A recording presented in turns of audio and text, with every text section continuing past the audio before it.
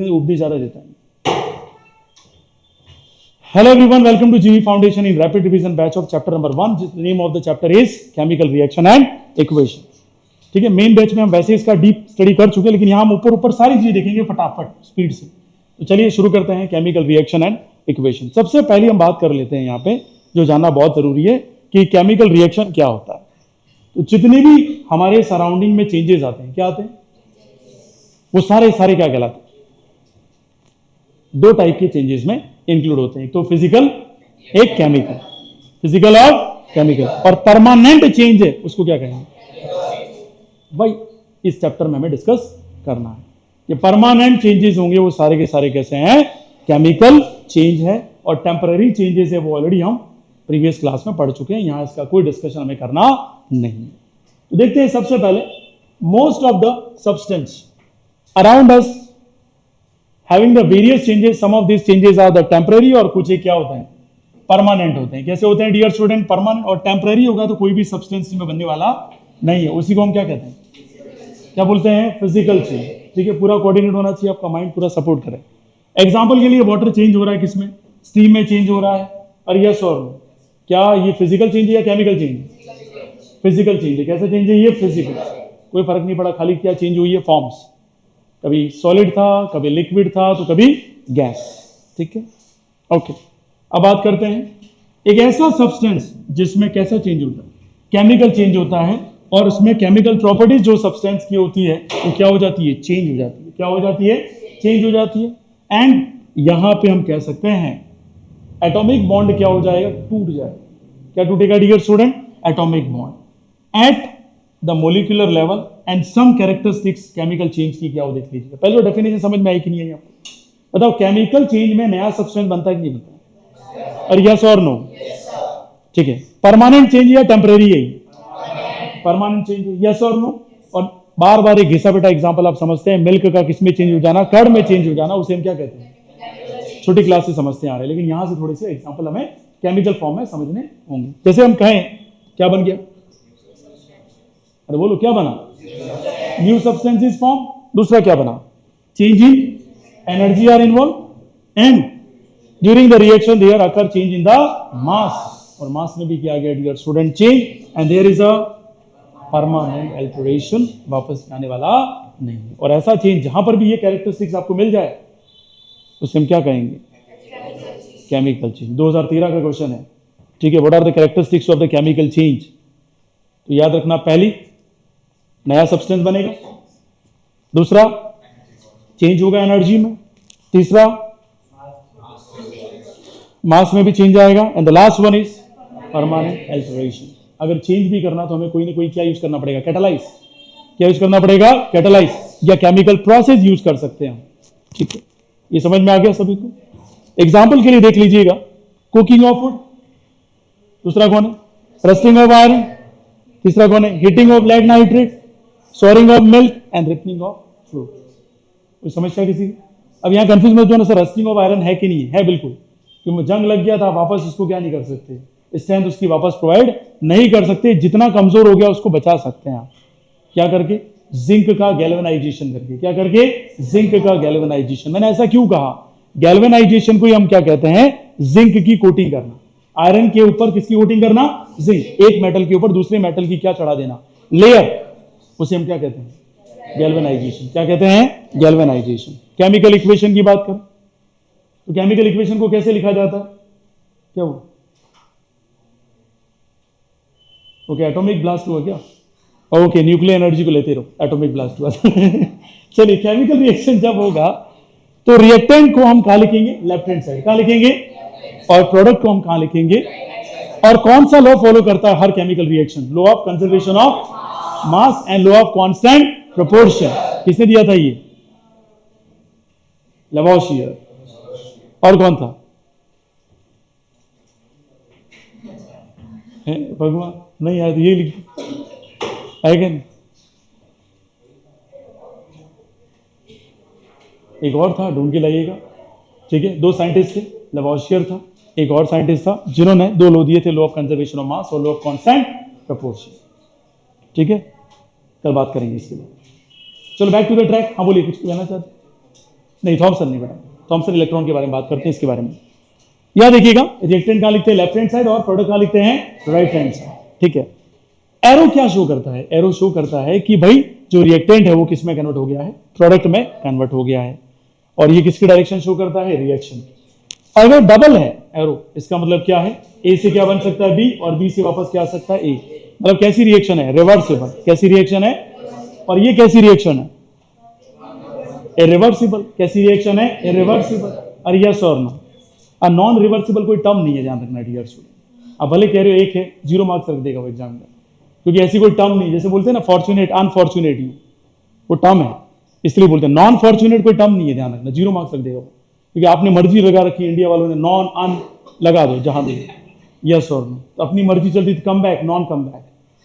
ठीक है, ऐसे भी कर देंगे। अब मुझे समझ में नहीं आता नॉन कम बैक क्या होता है। खैर, प्लस साइन यहां इंडिकेट करता है कि दो से ज्यादा क्या है, रिएक्टेंट है। क्या है, रिएक्टेंट। मतलब मैंने कहा Na प्लस Cl, तो प्लस क्या इंडिकेट कर रहा है, पहला रिएक्टेंट सोडियम है, तो दूसरा कौन है, क्लोरीन है। ठीक है, कोई भी रिएक्शन होती है तो वो किसमें होती है, स्पेसिफिक कंडीशन में होती है। और स्पेसिफिक कंडीशन में कौन होगा, पीवीटी। कौन होगा, पीवीटी, प्रेशर, वॉल्यूम, टेम्परेचर। और यस और नो। ठीक है, आगे बात करें। और जो मेन यहां पे प्रेजेंट होगा रिएक्शन कराने वाला, उसको क्या कहते हैं, कैटालाइज।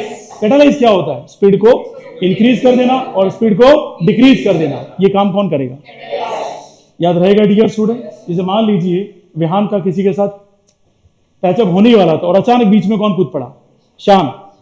ठीक है, और उसकी बुराई कर दी उसके सामने, तो डेफिनेटली वो रिएक्शन क्या होगी, बॉन्ड क्या हो गए, टूट गए डियर स्टूडेंट। क्या हो गए, टूट। बॉन्डिंग होने वाली थी और कैटालाइज बीच में कूद गया, और उसने क्या कर दी, रेट ऑफ रिएक्शन स्लो कर दी। यस और नो। ठीक है, बिहान को स्माइल तो आती है, लेकिन वो एकदम तोल के स्माइल करता है। ठीक है, चलिए आगे बढ़ते हैं। ठीक है, अरे मजाक सहन तो होता है, नहीं तो अंदर से बोलेगा साला भिखारी मुझे मजाक करता है क्या। आगे देखेंगे। ओके, ये इंफॉर्मेशन बताती है कि फिजिकल स्टेट्स क्या क्या है किसकी, रिएक्टेंट और प्रोडक्ट। कोई भी केमिकल रिएक्शन आपको ये भी बताएगी उसकी फिजिकल स्टेट क्या क्या है। ठीक है, आगे देखें।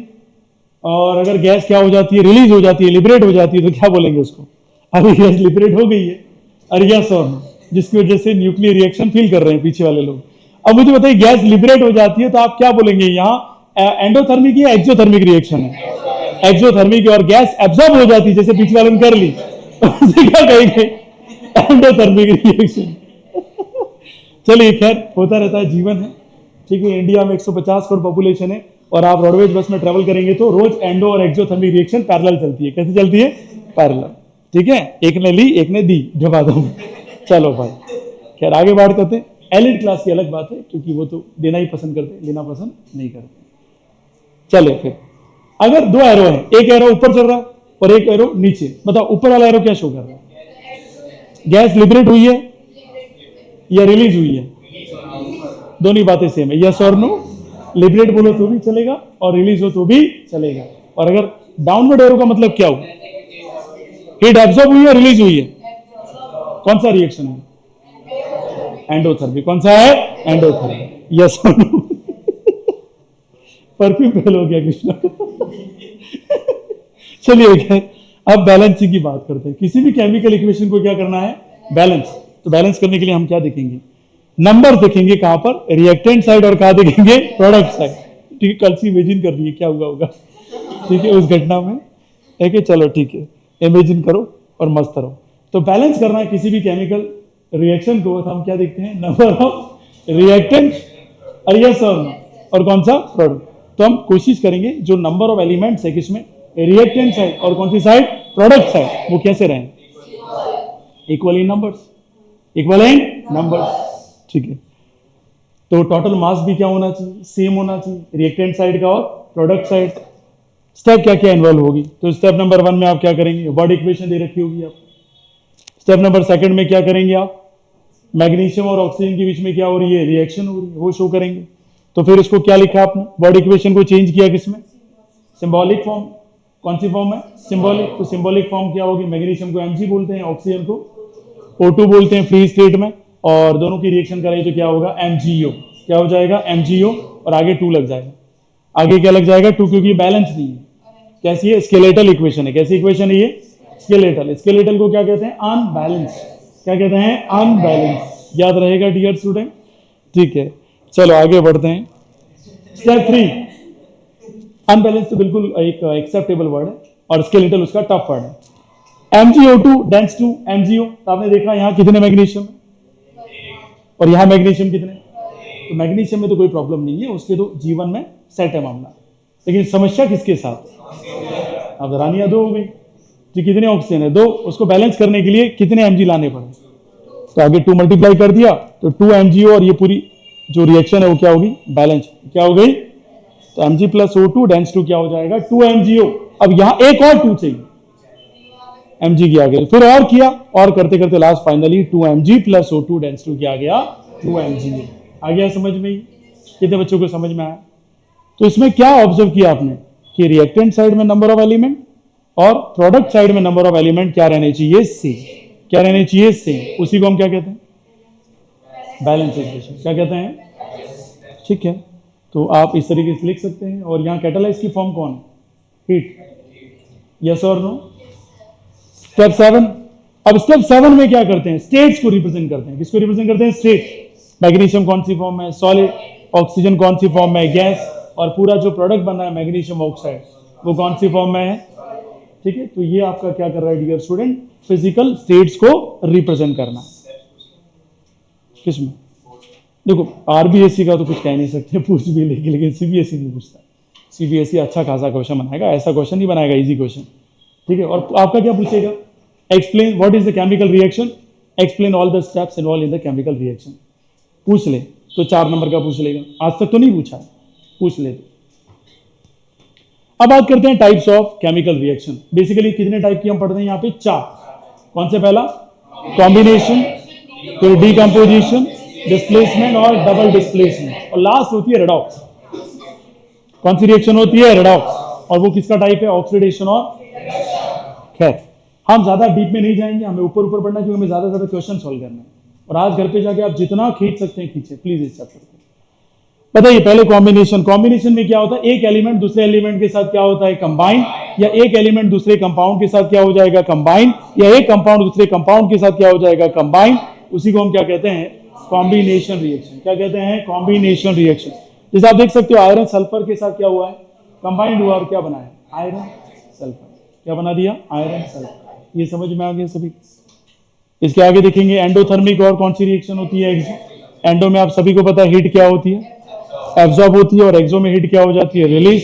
डाउनवर्ड एरो है तो एंडो को शो करेगा, और अपवर्ड एरो है तो एक्सो को शो करेगा। कोई समस्या है यहाँ पे। डीकंपोजिशन रिएक्शन, तो डीकंपोजिशन रिएक्शन में क्रिया का डायग्राम बनाया हुआ है। आप देख सकते हैं एक ऐसी रिएक्शन जिसमें कंपाउंड किसमें टूट जाता है, 2 और मोर देन 2 एलिमेंट। मिनिमम कितने होने चाहिए, 1 होगा, याद रखना, मिनिमम 2 होंगे और 2 से क्या हो सकते हैं, ज्यादा।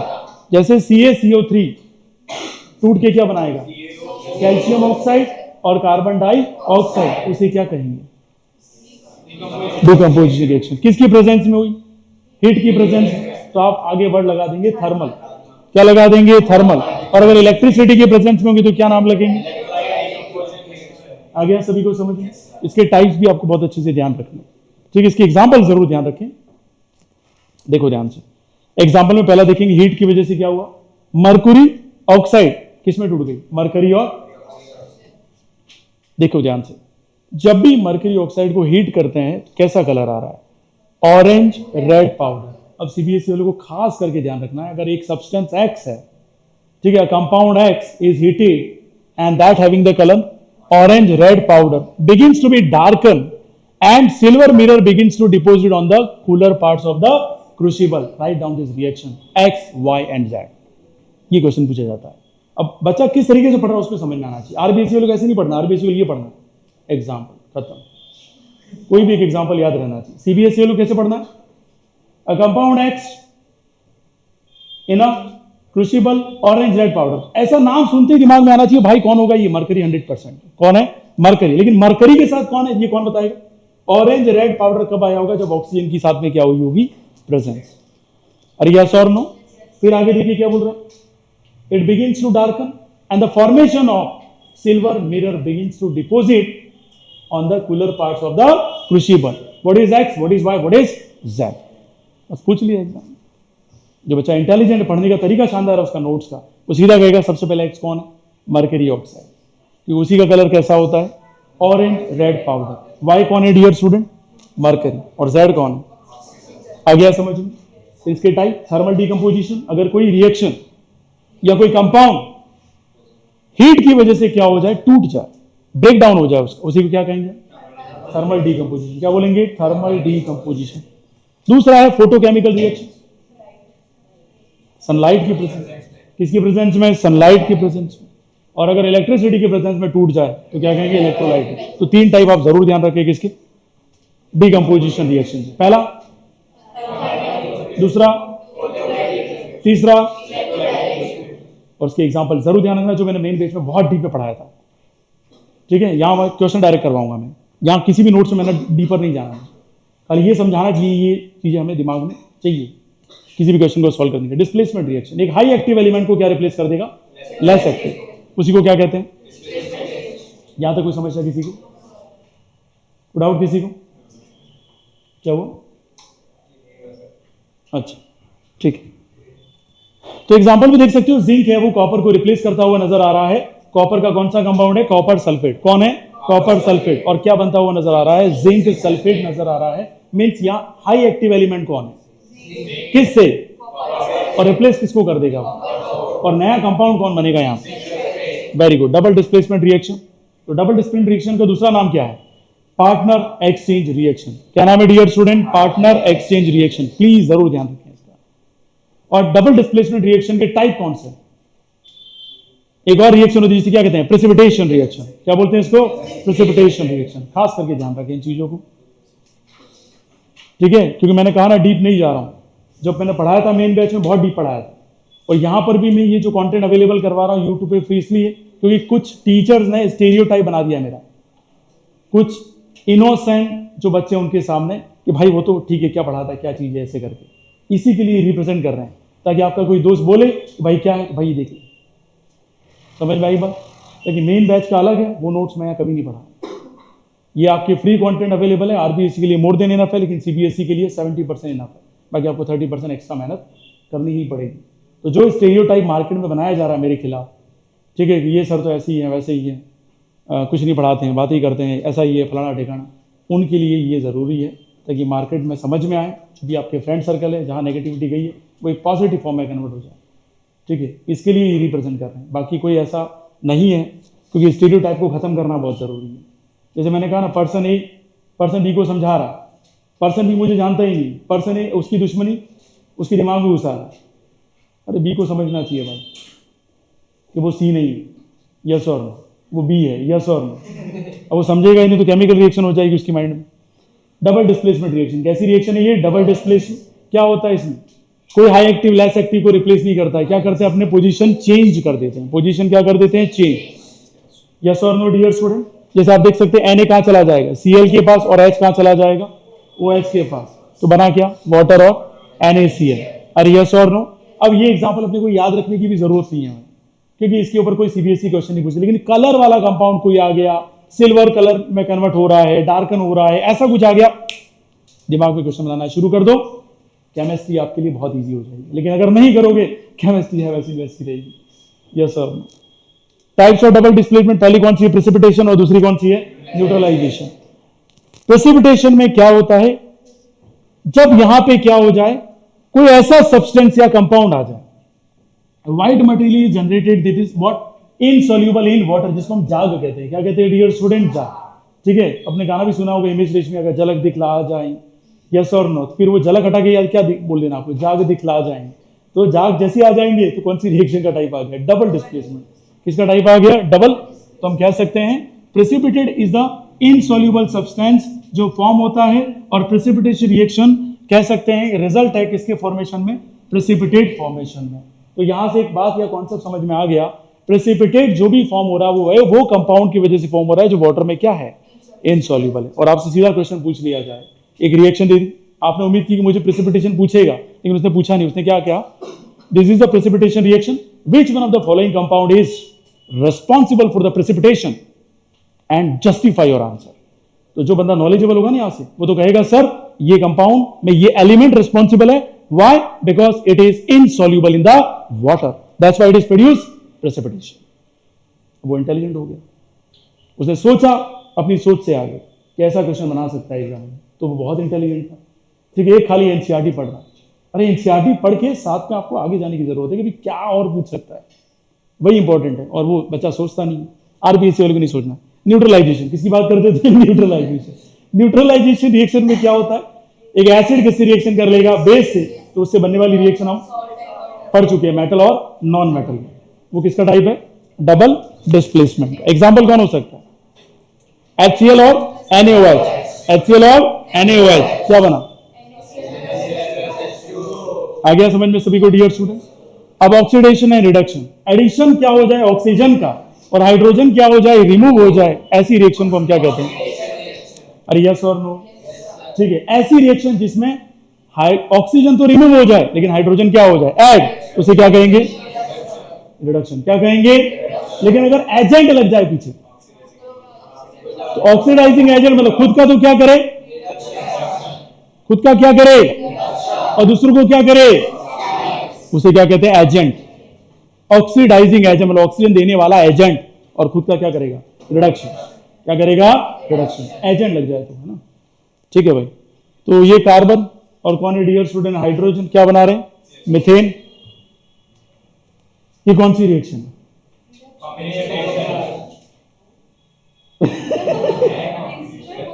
रिडक्शन। कैसी रिएक्शन है ये? रिडक्शन, क्योंकि हाइड्रोजन क्या हो रहा है? ऐड हो रहा है। हाइड्रोजन क्या हो रहा है? ऐड हो रहा है। याद रहेगा मेयर? ऐसी रिएक्शन जिसमें हाइड्रोजन क्या हो जाए? ऐड हो जाए, ऐसी रिएक्शन को क्या कहते हैं? रिडक्शन। क्या कहते हैं? रिडक्शन। याद रहेगा सभी को, क्योंकि जोश जोश में हम कूद जाते हैं और आगे पता पड़ा पत्थर ही पत्थर है तालाब की जगह। ये कौन सी रिएक्शन है? Fe2O3 था और क्या बन गया? आयरन। अब मेरा सवाल है जो सीबीएसई पूछती है और आपने प्रीवियस ईयर क्वेश्चन देखे भी थे और मैं आपको करवाऊंगा तब आपको एहसास होगा। बताओ इसमें किसका ऑक्सीडेशन हुआ?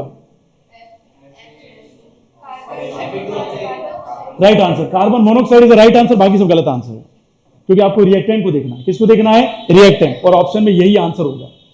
कार्बन मोनोऑक्साइड का क्या हुआ है? ऑक्सीडेशन। और रिडक्शन किसका हुआ? किसका हुआ है? फेरिक ऑक्साइड बोलेंगे आप, Fe2O3 लिखेंगे, वहां आंसर में क्या होगा? ये भी होगा।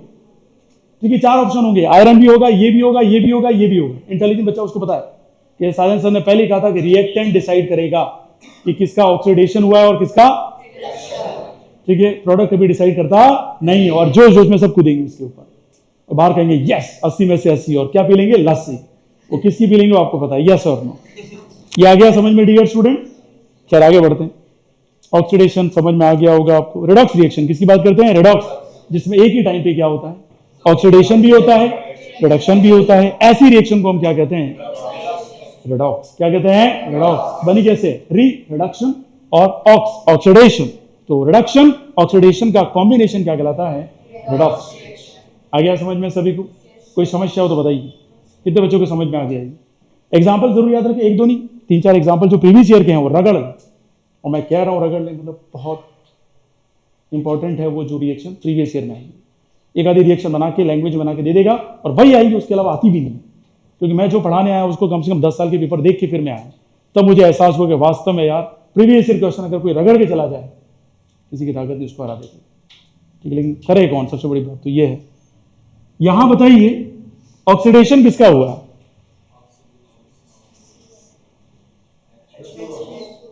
हाइड्रोजन सल्फाइड का। H2S का क्या हुआ है? ऑक्सीडेशन, क्योंकि हाइड्रोजन हट गई। आप एक ही डेफिनेशन को रट्टा नहीं मारे, ऑक्सीजन ऑक्सीजन ऐसे करके रट्टा नहीं मारे। यस और नो? मैंने दोनों समझ में आया, आपको समझा दिया ना। ऑक्सीडेशन का मतलब क्या? हाइड्रोजन का हटना, ऑक्सीजन का ऐड होना। दोनों में से कोई भी चीज आपको ऑब्जर्व हो, आप क्या बोलेंगे? ऑक्सीडेशन। और अगर हाइड्रोजन ऐड हो जाए, ऑक्सीजन हट जाए, तो क्या बोलेंगे इसको? लेकिन हमने एक ही रट ली है बात, oxygen remove remove remove, oxygen add add add. भैया थोड़ा आगे निकलिए उससे, है ना? यहां तक तो ठीक है, इलेक्ट्रॉन पेयर के फॉर्म में डेफिनेशन आती है सीबीएसई में। जैसे मैंने कहा Na प्लस, Na से Na प्लस बन गया, बताओ कैसी रिएक्शन है? Na प्लस बन गया,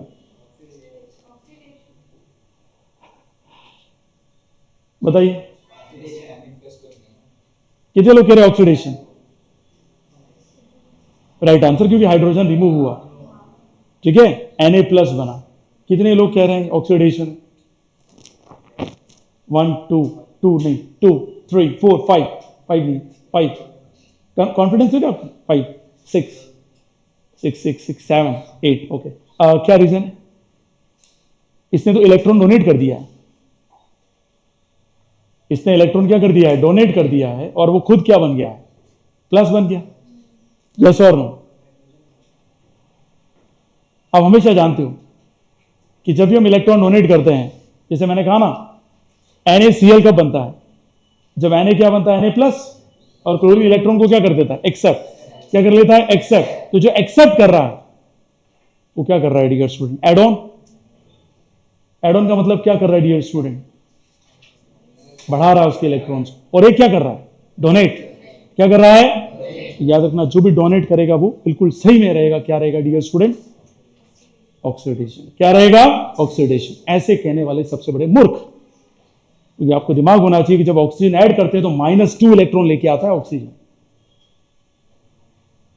और वास्तव में देखा जाए तो Na+ बना, तब क्या हुआ? उसका रिडक्शन हो गया। क्या हो गया डियर स्टूडेंट? रिडक्शन। इसलिए इलेक्ट्रॉन पेयर में आती भौकाल मच जाता है, ठीक है। फिर कहते हैं सर आपने पढ़ा ही नहीं था ये। इसलिए प्रीवियस ईयर क्वेश्चन देखने की सख्त जरूरत पड़ती है बच्चे को। कहां से? 2013 से लेकर 2025 तक के, क्योंकि पहले ऐसा ट्रेंडिंग चलता था कि जबरदस्त क्वेश्चन बनते थे, और अब ट्रेंडिंग कैसा है? बस पास करो, है ना। पिछले 2 साल से तो, कोविड के बाद से तो जस्ट पास करो, ये ट्रेंडिंग में चल रहा है, इसलिए क्वेश्चन बनते नहीं है ऐसे। जबकि दिमाग उड़ जाएगा आपको। बताइए, ऑक्सीजन ऐड हुआ, उसी को क्या कहते हैं? ऑक्सीडेशन। क्या कहते हैं? पता, ऑक्सीजन आएगा, कितने इलेक्ट्रॉन लेके आएगा? -2। और हाइड्रोजन हट रहा है। हाइड्रोजन क्या है? H+। और यस और नो? Na क्या बना? Na+। समझ में आया कि नहीं आया? काफी डीप मीनिंग है उसका, वो जो समझ आया बहुत अच्छी बात है। बाकी को तो इतना फाउंडेशन पे ले जाओ तो यूं कहेंगे सर आप रहने दो सर, हम कोटा में पढ़ लेंगे। कोटा में कोई पढ़ाता नहीं है, वो डायरेक्ट आगे चलते कितना तो आता ही है बच्चे को, 10 पास हो गया है, 11 में तो इतना आता ही होगा, और उसको पता नहीं किसको इतना भी नहीं आता है, क्योंकि वो तो एक ही टारगेट लेके बैठा था, 96, 98 और 99। ठीक है, तो प्लीज क्लियर करें कॉन्सेप्ट, चैप्टर 1 को ढंग से पढ़ें। कोरोजन क्या होता है? और ये तो समझ में आ गया कि कौन डिसाइड करता है? कैटालाइज। कौन डिसाइड करता है? कैटालाइज। और यहां किसका हुआ रिडक्शन? मुंह से बोलो यार, क्लोरीन Cl2। और यस और नो? तो यहां इतना समझा, उसके बाद फिर वापस वहां ठोक दिया ऐसे करके, ले आंसर ही 10 बार सिखाया कि भाई कैटालाइज कैटालाइज, अरे रिएक्टेंट डिसाइड करता है। कौन डिसाइड करता है? रिएक्टेंट। यस और नो? तो वहां जाके ठोक देंगे कौन सा? Product product product. और ऑप्शन में प्रोडक्ट भी आएगा, और ये क्वेश्चन मैंने प्रीवियस ईयर वाले आपको करवाए हैं, आप भले भूल गए हूं, मैंने जब प्रीवियस ईयर क्वेश्चन कल वापस करवाऊंगा तब आपको एहसास होगा कि सर वास्तव में सही कह रहे थे कि कैटालाइज ही डिसाइड करता है ऑक्सीडेशन एंड रिडक्शन। वो कैटालाइज को देख के डिसाइड करना है, नहीं तो इसको देख के डिसाइड कर ले इसका क्या हुआ इसका क्या हुआ बताओ? इधर ये HCl को देख के डिसाइड करेंगे तो क्या लगेगा आप? हाइड्रोजन क्या हुआ? ऐड हुआ। तो HCl का कोई रिडक्शन थोड़ी हुआ है, किसका हुआ है? क्लोरीन का हुआ है। किसका हुआ है? क्लोरीन, क्योंकि उसके साथ ऐड हुआ है, ना कि HCl में H ऐड हुआ है। ध्यान रखना डियर स्टूडेंट। और याद रखना, रिएक्टेंट डिसाइड करेगा। कौन डिसाइड करेगा? रिएक्टेंट। आपका इस दुनिया में ना पिताजी डिसाइड करेंगे या आप डिसाइड करेंगे पिताजी का नाम?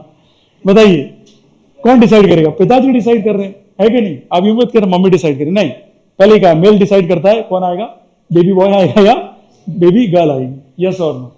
खैर आप बोलेंगे सर भगवान डिसाइड कर, भगवान तो सब डिसाइड करता भाई, है ना, भगवान ये तक डिसाइड करता आप कहां बैठे हैं, ठीक है, क्यों बैठे हैं। कोरोजन की बात करें, कोरोजन का मतलब क्या होता है? कभी कोई आयरन किसके कांटेक्ट में आ जाए? एयर, मॉइस्चर और वाटर के कांटेक्ट में आ जाए, इन तीनों के कांटेक्ट में कभी भी आप आ जाओ, आपका भी क्या हो जाएगा? कोरोजन। क्या हो जाएगा? कोरोजन। याद रखना, ऐसे दोस्त जो आपको बिगाड़ते हैं, ऐसे दोस्त जो डिमोटिवेट करते हैं, ये सब कोरोजन है आपके जीवन में। क्या है? कोरोजन। इनसे दूर रहिए भैया। क्या करना पड़ेगा इसके लिए? आइसोलेट होना पड़ेगा, और आइसोलेट होने के लिए किसका यूज करना पड़ेगा? जिंक का। किसका यूज करना पड़ेगा? तो आपकी लाइफ में क्या आ जाएगा? गैल्वेनाइजेशन। क्या आ जाएगा? गैल्वेनाइजेशन। चलिए भाई, फॉर्मूला क्या है? Fe2O3.XH2। अब आपकी कितनी एक्स आती है आपके जीवन को बिगाड़ने के लिए, वो आप पे डिपेंड करता है, यस और नो। मान लीजिए Fe2O3.10H2 लिखा मैंने, और एक में लिखा मैंने Fe2O3 3H2। बताओ किस में कोरोजन भयंकर हो गया है? बहुत बढ़िया, समझ पाए आप।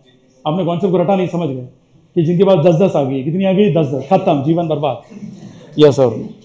कोरोजन से बचेंगे कैसे? तो भाई गैल्वेनाइजेशन कर लो। क्या कर लो डियर स्टूडेंट? गैल्वेनाइजेशन। ठीक है भाई, जितने भी ऑटोमोबाइल्स वगैरह, शिप वगैरह, उसमें क्या करते हैं डियर? गैल्वेनाइजेशन करते हैं। गैल्वेनाइजेशन एक प्रोसेस है जिसमें इलेक्ट्रोप्लेटिंग की जाती है। क्या की जाती है? कैसे करते हैं इलेक्ट्रोप्लेटिंग? इलेक्ट्रिसिटी पास करवाते हैं। क्या पास करवाते हैं? इलेक्ट्रिसिटी। और एक मटेरियल दूसरे मटेरियल के ऊपर क्या करता है? लेयर बनाना शुरू करता है। मतलब जिंक डिपॉजिट होना शुरू कर देगा किसके ऊपर? आयरन के। किसके ऊपर? और ये होगा गैल्वेनाइजेशन। क्या होगा डियर स्टूडेंट? गैल्वेनाइजेशन। यहां तक कोई समस्या? रेंसिडिटी, खाने का सड़ जाना। यस और नो? Food poisoning. उसे क्या कहते हैं? रेंसिडिटी। कौन से प्रोसेस की वजह से होता है रेंसिडिटी?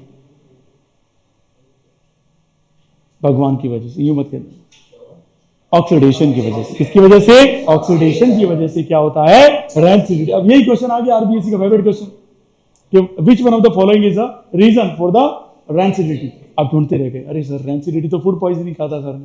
तो मेन कॉज भी आपको पता होना चाहिए, और मैंने मेन बैच में ये पढ़ाया था कि oxidation is the main cause of the rancidity. कोई समस्या आया? तो आया समझ में डियर स्टूडेंट? ठीक है, तो आपका पूरा चैप्टर मैंने रिवाइज करवा दिया है, और कल हम करेंगे सबसे पहले प्रीवियस ईयर क्वेश्चन। ठीक है, और मेरी रिक्वेस्ट है, और जो मैं रिक्वेस्ट कह रहा हूं वो आपको क्या मानना है? ऑर्डर मानना है आपकी तरफ से, ताकि आप समझ पाए कि आपको किसी भी हालत में आज ये चैप्टर बहुत रगड़ के करना है। रगड़ के कैसे करेंगे? एनसीईआरटी पकड़ेंगे। एनसीईआरटी में जहां जहां भी कलर वाले क्वेश्चन है, जैसे मैंने कौन से छोड़े? Thermal decomposition, electrolytic. ठीक है, इलेक्ट्रिसिटी पास होती है। सनलाइट वाले एग्जाम्पल छोड़ दिए हैं, पता है? सिल्वर ब्रोमाइड, याद आया? Black photography, bromide. तो मैं यही चाहता हूं आज आप जाके खुद ही क्वेश्चन बनाएंगे एनसीईआरटी में, जितने भी कलर कोड वाले जितने भी क्वेश्चन है। आप सभी को पता है कॉपर का कलर कैसा होता है? ग्रीन। कैसा होता है? ग्रीन। तो जहां जहां ग्रीन कलर की बात होगी तो कौन सा बोलेंगे आप? कॉपर। आ गया समझ? तो मिलते हैं नेक्स्ट क्लास में नए क्वेश्चन के साथ, नए चैप्टर के साथ। आपका दिन शुभ रहे।